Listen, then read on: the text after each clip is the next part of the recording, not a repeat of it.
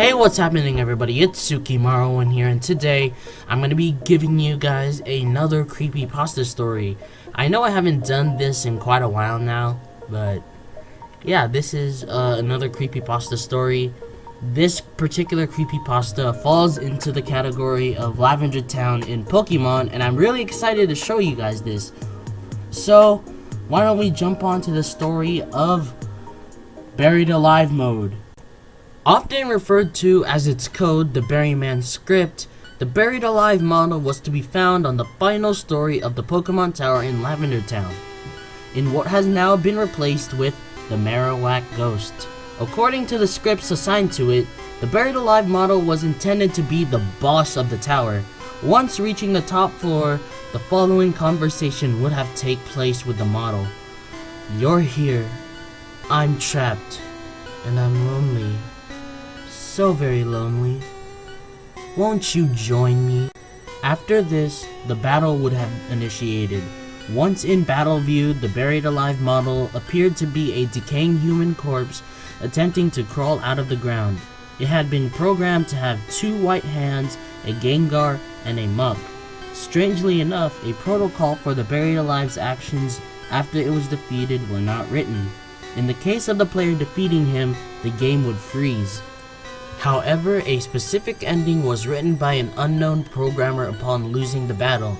In this ending, the Buried Alive was to have stated, "Finally, fresh meat," followed by several lines of gibberish. He was to have then dragged the player's character into the ground surrounding him. The scene would finish with a typical game over screen. However, in the background, an image of the Buried Alive character devouring the player was to have been shown. Especially peculiar was the protocols for after this scene.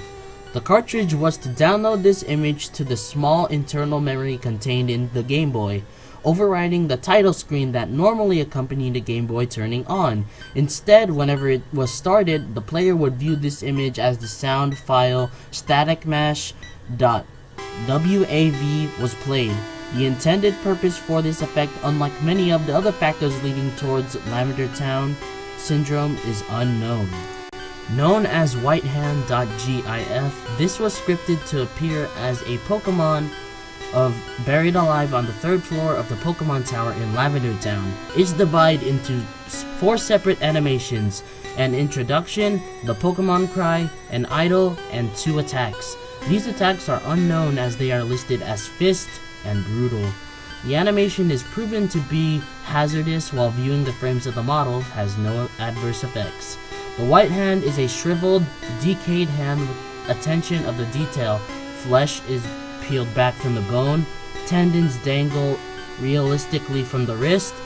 For the first attack, the hand balls into a fist and swings forward. The brutal animation is missing several frames as the hand seems to open up, then cuts out. After a few seconds, it reappears and closes again. No record has been found of these missing frames.